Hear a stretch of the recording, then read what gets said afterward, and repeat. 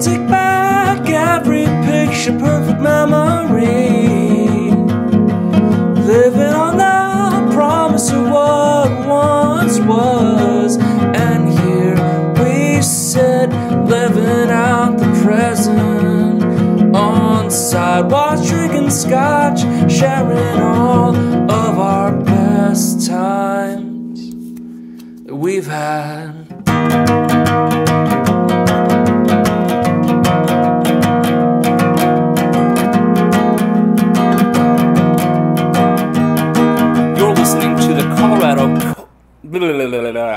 You're listening to the Colorado Culture and Cusine Radio. This podcast is produced by DMC-Productions, which is my company where I host all my music.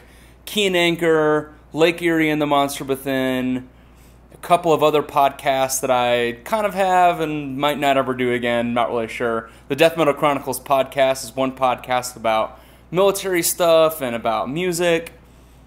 This podcast is all about Colorado culture and cuisine, and I want to take you guys on an adventure, because this is my second week here in Colorado, and I'm having a fucking awesome time.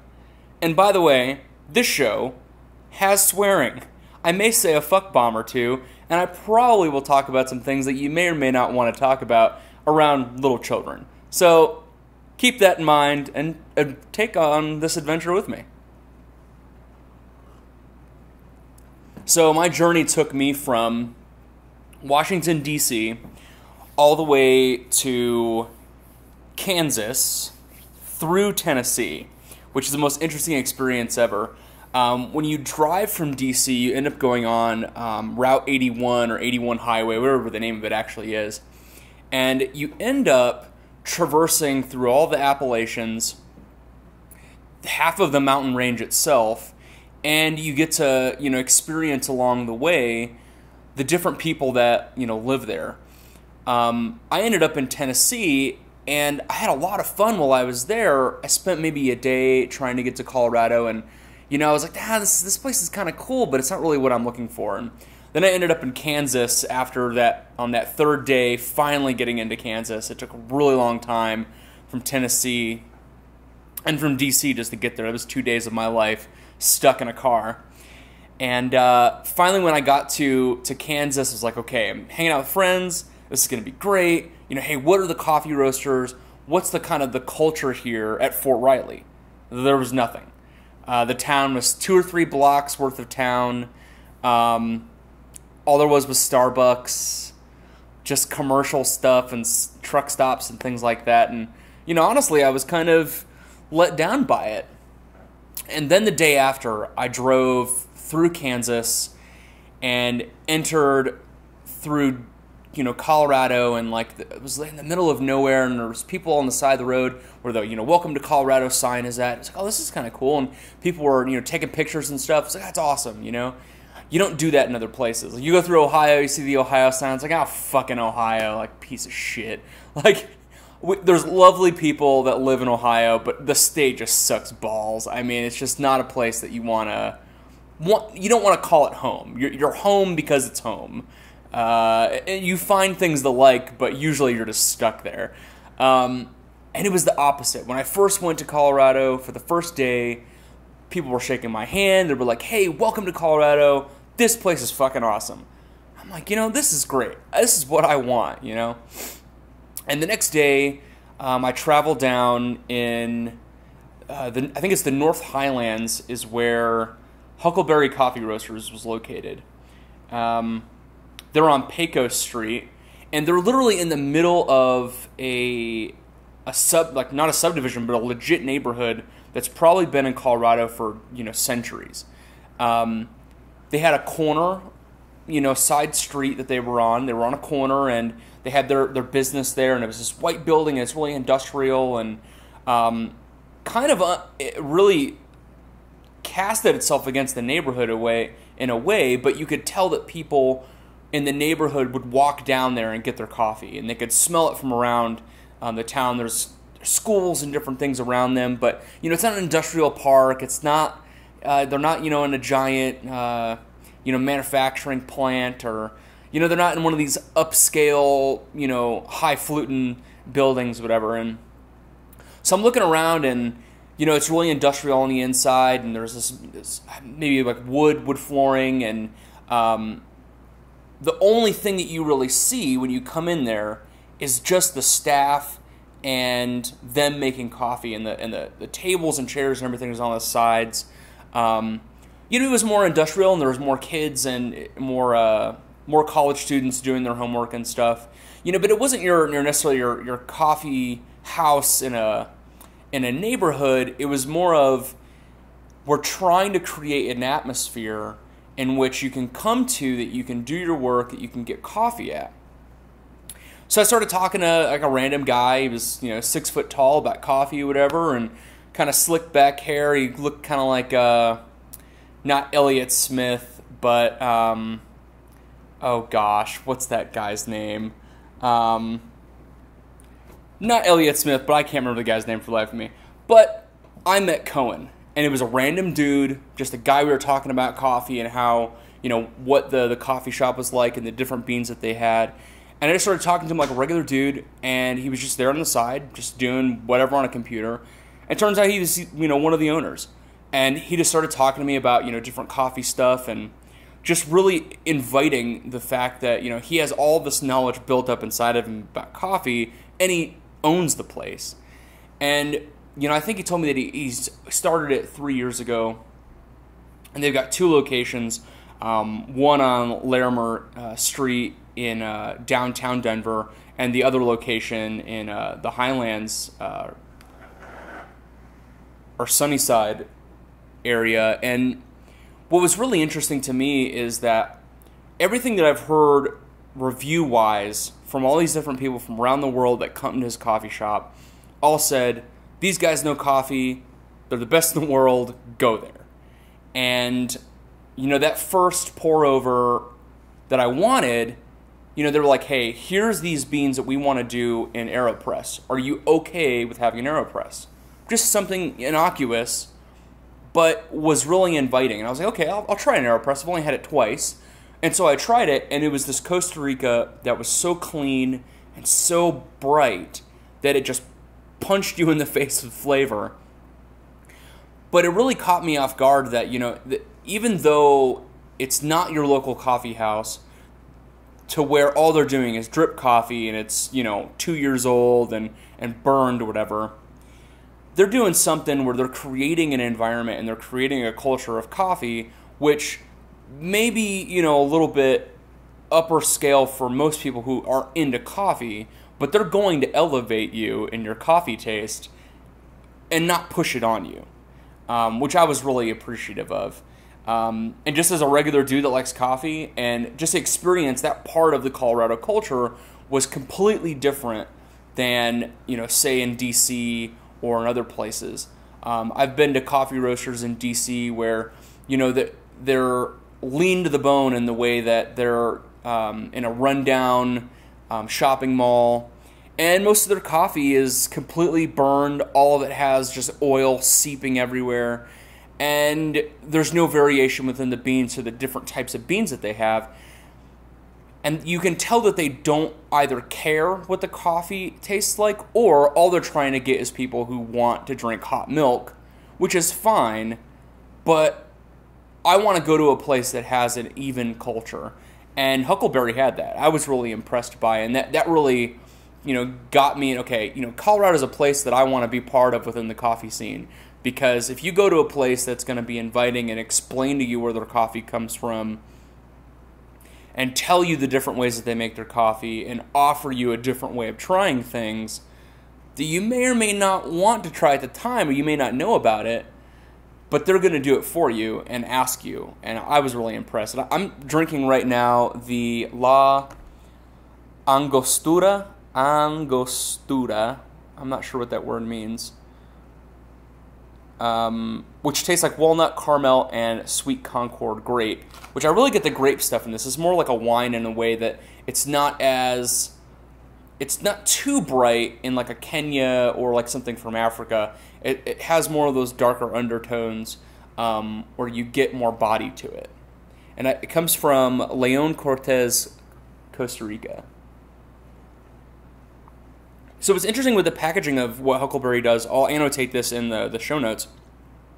What they do is they have like uniform bags that they all put their coffee in, but they slap labels onto their coffee, so they pre-plan and have these labels already made with the type of coffee that they're going to put in there. So they slap it on there, and then it gives you this information with the elevation information, where it comes from, how it's processed, stuff that any coffee connoisseur wants to know, that even though we can ask your coffee roaster, we really don't want to ask you. Really, the customer wants to just know what's in their coffee and how it was processed, and they get around doing that.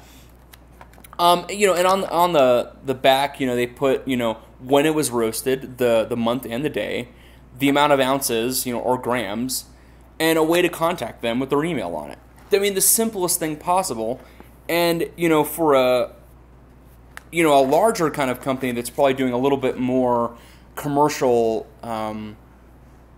orders, they're able to keep track of their own product by easily looking on their shelves and saying, okay, this yellow, and it's color coded, so they know what colors are up there offhand, and the coffee roaster, the person stocking it, knows exactly what's up there. So it's completely different, and also the packaging to where you don't have all of this after work like some coffee shops where they just keep it in the jars, which is good. A lot of people keep their coffee in the jars, and you can ask them, hey, I like that Costa Rica. Where's it from? What's in it?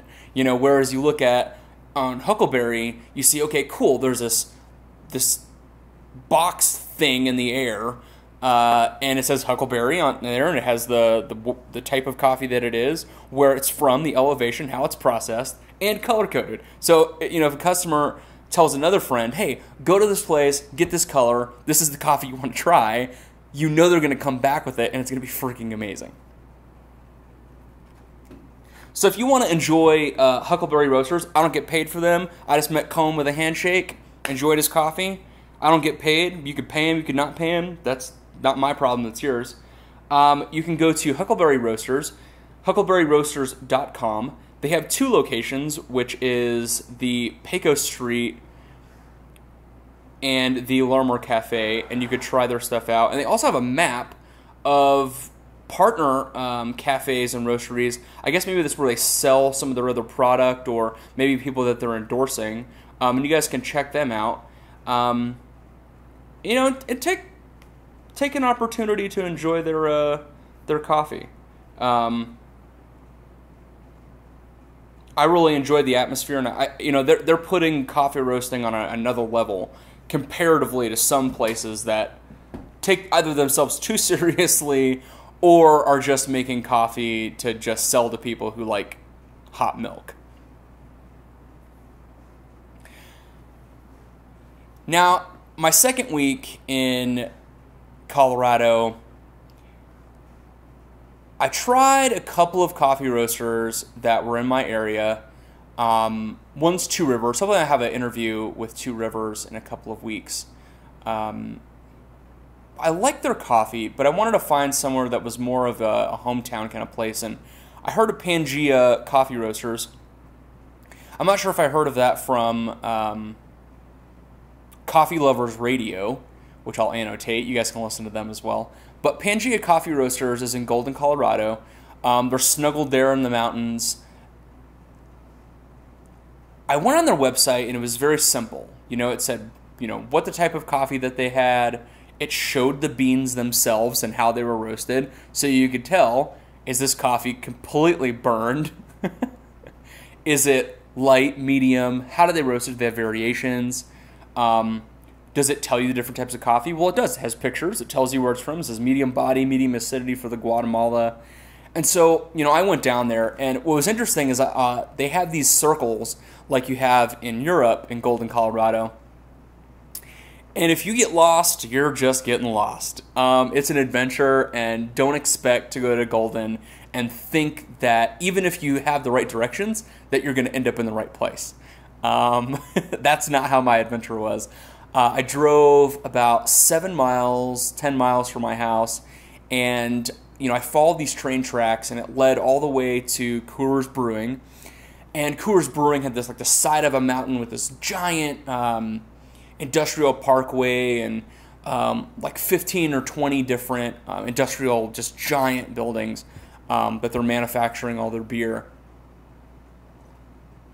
And I turned down another road, and GPS took me down the wrong street, and I couldn't understand why. And so I called up the coffee location, and Amanda, just a barista at the time, which I thought, was like, oh yeah, that's the wrong place. Go to this street, Cheyenne Street.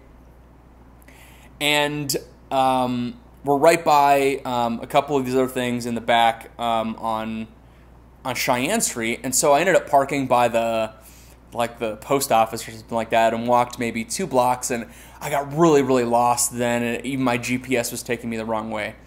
And this blonde girl comes out, and she's like, oh, hey, are you Brad? And I'm like, oh, yeah, I'm Brad, what's up? Are you Amanda? And like, yeah, I'm Amanda, I'm the roaster. Okay, cool, So she invited me, shook my hand, and brought me into her coffee shop, and it was, an unassuming shop location. It was kind of older, maybe from the 60s, and just they had their 5-pound coffee roaster in the back and some of their coffee, there. And she started telling me about how she started her company. But that really caught me, like a roaster who knows somebody's coming in, knows people are getting lost, and then told me, oh yeah, we had another location in a warehouse, which is on the other side of town, and that's where Google tells you to go to. And, that really brought a smile on my face that, Amanda, who's one of the owners, knows that people want to get her coffee, knows that I'm going to be there, and went outside just to find me. That's impressive.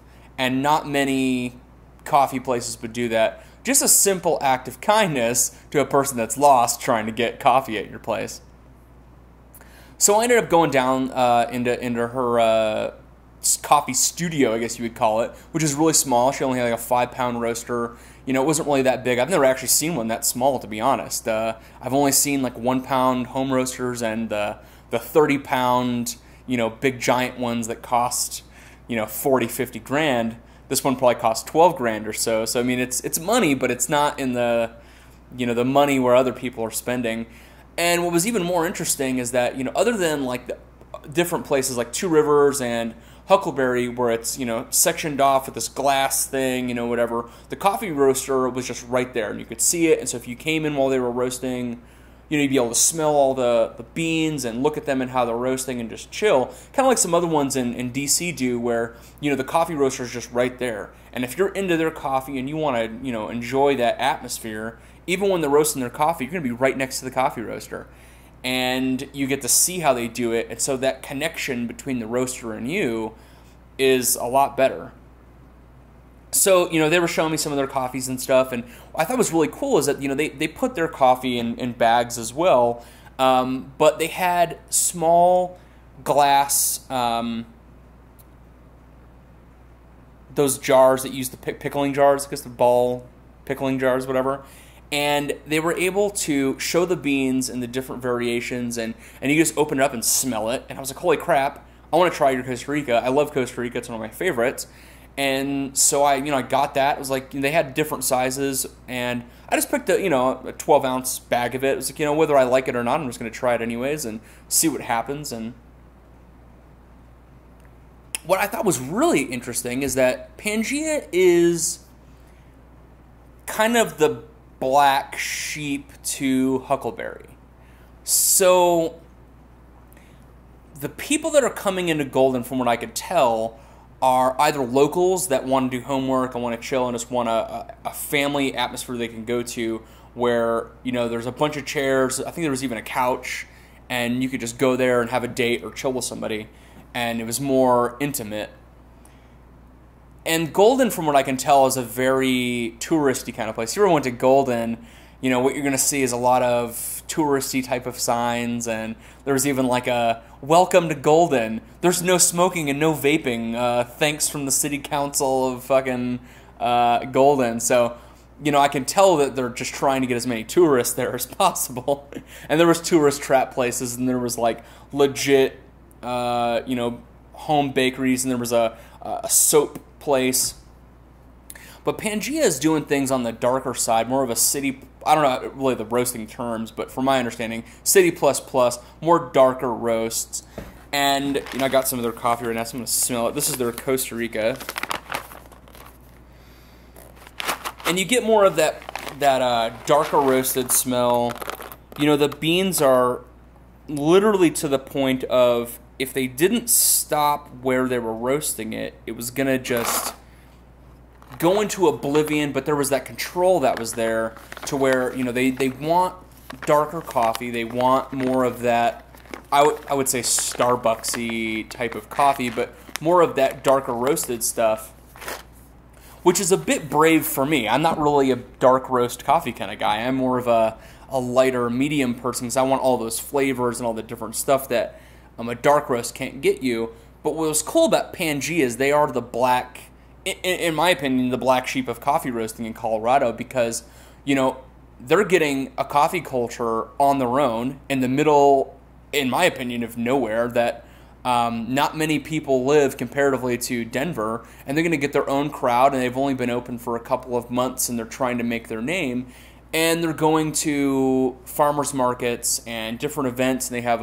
their own trailer that's branded with their name. Holy shit, most simplest thing possible. Because if you get lost like I did, I saw the Pangea Coffee Roaster trailer. So, okay, I've got to be in the right area, right? So they know what they're doing, and that simple part of branding and that, they're going to go to events and show people their coffee and showcase it. I thought it was really fucking cool. I mean, there's not many people that are doing that in the coffee world, and letting people on their own terms enjoy their coffee. You can check out Pangea Roasters at PangeaCoffeeRoasters.com. I don't get paid by Amanda. Maybe eventually she'll pay me to do her marketing, but I don't get paid from her. I'm just enjoying her coffee, and she's pretty awesome. You can check out their location at 1205 Cheyenne Street in Golden, Colorado. And I know you're going to get lost because Google's going to make you get lost. So here's the plan. If you want to go there, look up the Golden, Colorado Postal Service, then look up the soap smithery place that makes handmade soaps, and that's the location down half a block on your left-hand side, because you get lost if you follow Google, because Google doesn't want you to go to Pangea. Google wants you to go to the middle of nowhere in Golden and get stuck in those circles. You've been listening to Colorado Cuisine and Culture. Please go to Death Metal Chronicles, which is our productions page so far. I have to look up our thing. I'll look it up right now. Let's see. Death Metal. I don't even know what our name is technically for our thing. Death Metal Chronicles. We have a public page for our public closed group, I guess. Oh, it's a public group. So yeah, if you just go to facebook.com/groups/Death Metal Chronicles, we have our stuff there, and let's see, what's my other thing? Facebook likes to trick you.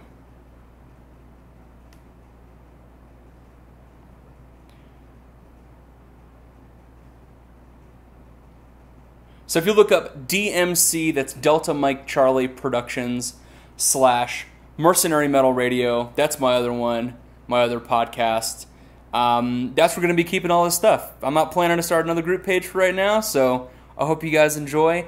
Please tell me the different things of Colorado that you enjoy. Whether it's coffee, could be a farmer's market, whatever you enjoy, let me know. Please support Huckleberry Roasters and Pangea Coffee Roasters, and let me know of other coffee places or restaurants that you guys would like to hear about or enjoy, or, and fucking come to Colorado. Fuck your state sucks.